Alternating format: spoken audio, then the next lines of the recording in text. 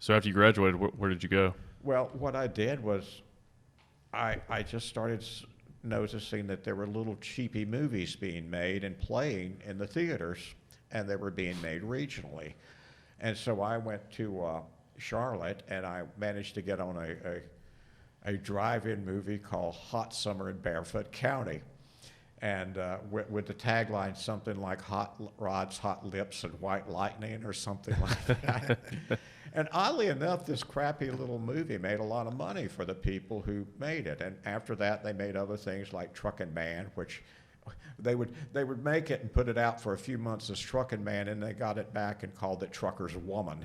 So it would be, and they would re-release these things, and they would make a lot of money. That's the beauty of the pre-internet era. And then there was Earl Owensby and Shelby started making movies around that time, and they were between 1973 and 1988. There were 33 movies that Earl Owensby made in Shelby.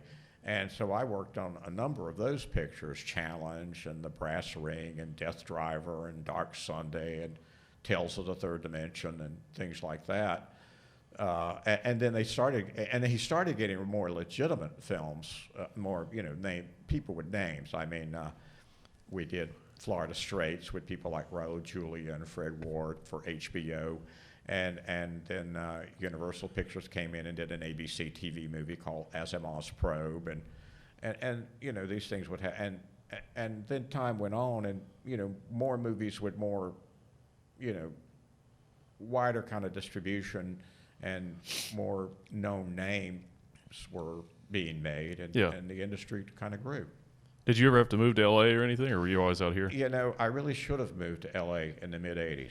Yeah. I would have been much smarter. I wouldn't tell anybody to do that now. No. There's no reason now. No reason now, because it won't work for you. But back then it would have been the thing, because I'd made two little films in the mid '80s, and probably after I made the first one, I should have stopped and moved to LA and just moved to Los Angeles, but I didn't. And I have done. I've done 3 movies in Los Angeles, but because I was called to go out there and do it. But and so obviously I'd be out there, and I've worked in post production sometimes on the show, or supervised post production on something. But as far as ever living out there, no. Right. Yeah. Yeah. Well, they shoot more movies in Georgia now than anywhere. Well, Atlanta's sort of become the new Hollywood for now. Yeah. How long that will last, no one knows. But you know. Well, I think COVID's even helped it. Originally Hollywood. Hollywood became Hollywood to get away from New York and Thomas Edison and the patents office, and that's why everybody moved to Hollywood. And Hollywood, and they say Hollywood, I mean all Los Angeles. Yeah. I mean, and all the time I was in Los Angeles, of the 3 movies I did out there, only 3 days on one of them we actually filmed in what's called Hollywood. So there's Hollywood's not that big a. Yeah, I worked on a film out there 2 years ago, and we shot in.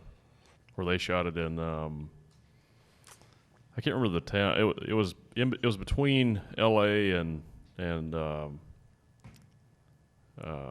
you have the same problem I do. I can't remember a lot of the so towns. huge. I can't even remember. I remember I filmed in Piru and a few other places and things like that. But it's between L.A. and San Diego. Yeah, but I can't remember the area. Santa Monica's? No, it was Venice Beach? It was like in the hills. Like it was in a Oaks? canyon. It wasn't on the coast, but it was a nice area. It was just all like ranches and stuff. Mm-hmm.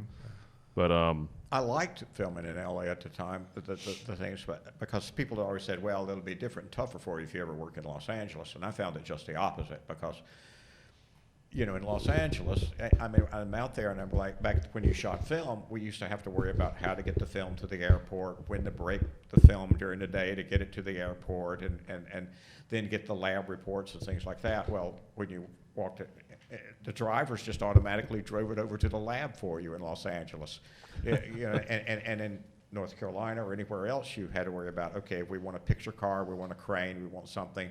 We got to pay somebody to come in. We got to keep them up overnight, pay them for the day of the work, pay them the next day out, everything else. Whereas in Los Angeles, I can rent a crane for 4 hours and it goes back, and I don't have to worry about it anymore. It was easy. It's already set up for the industry. Yeah, everything was there. Yeah. I think if I were young and single, I'd move to Atlanta now as an actor. I will say that that I met in the past 10 years that I had not known 10 years earlier, they all moved to Atlanta, because if you really want to work, when they ripped the rebate completely out of North Carolina, and then there's something of a rebate now, but you got to go through dances. It's not like it used to be. Whatever. And it was completely gone for a while, for a couple of years. Yeah. And once that happened, it killed what was a very thriving business here. Yeah, sure. Yeah, they just, at the time they said, "Oh, they won't leave," but it was immediate. They do. It was instant. I mean, these are big studios. It used to be in the 90s, people called about doing something. If you got a crew, if you got a this, look at, et cetera. First question now: what's your film incentive?